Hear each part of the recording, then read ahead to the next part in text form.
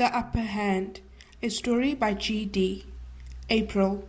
I don't know everything, but what I do know is that every person does what he feels is right.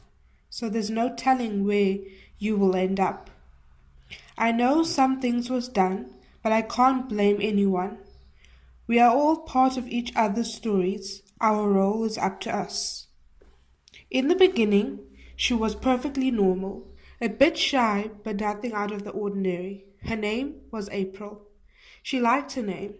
Her close friend was Joshua. Joshua, hey, you ready? April, sure, let's go. They went to the movies.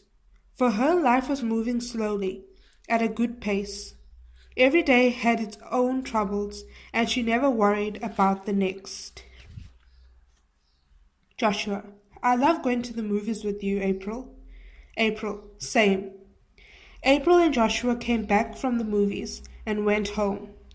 April lived with her dad. She was the only child. Her dad worked as a teacher while she was a waitress. Both of them were happy with their work. On this particular day, April's imagination took the better of her. She destroyed all her paintings, all out of rage. She couldn't focus, and she saw reality differently. It was a mental breakdown, and she knew it.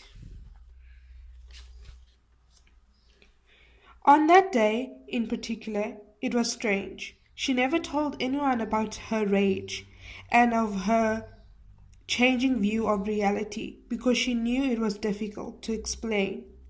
She could not sleep at night without imagining her past and how she did not like her present.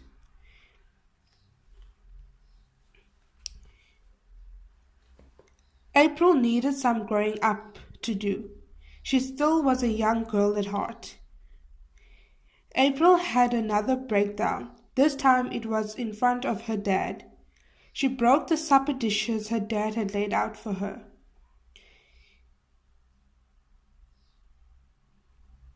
There One day, her dad decided to take her to the doctor's. There, the doctor told her that she has the power to make her reality a wonderful place. She just needed to choose her memories. And she should not want to change a donkey into a horse. They went home with medication. April, what do you think the doctor meant by you can't change a donkey into a horse? Dad, maybe you have to accept things as they are, and instead of wishing that they were different. April, maybe. She never thought of things in that way before. Signs of mental illness from April was more evident to her dad and Joshua, because out of nowhere she would scream and yell at them. April, me yelling at you, Dad, and not being able to control my thoughts, it's all very scary for me. April, I feel terrible for the way I've been acting, but I can't control it. What should I do? Joshua, I think channeling your episodes into art of some sort might help. You could write down what you're thinking. April, yes, I do. I started doing that the moment I had trouble holding on to reality. Joshua, what comes to your mind when you go through an episode? April, I start creating false narratives about the people around me. I start believing in my own version of reality instead of seeing the facts. Now 25 and on medication, April took all the advice that her friend Joshua and the doctors given her. For some time everything was okay for April, but now she felt as though she did not know where her thoughts were coming from again. She felt lost. She told her dad that the medication was not helping her stay calm anymore. April, Dad, I just feel like another breakdown is about to happen. Dad, I think we should book you into the psychiatric ward. April, I don't think that's a good idea. They're just going to diagnose me because that's all they know. Dad, April, that's going to put you into a direction. Then you will know what the problem is, don't you think?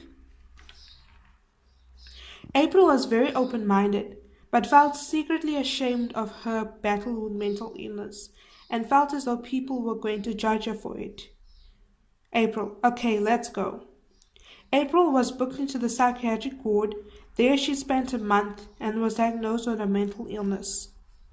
April, to be overly consumed with one's own thoughts can lead you to being in a state of inactivity or activity. But whether we should do the things our minds tells us is based on our teachings and our morals. By not forcing our own thoughts on reality, but by drawing accurate conclusions from our beliefs. We act on our beliefs. When we act on our beliefs, it produces faithfulness and meaning. The end.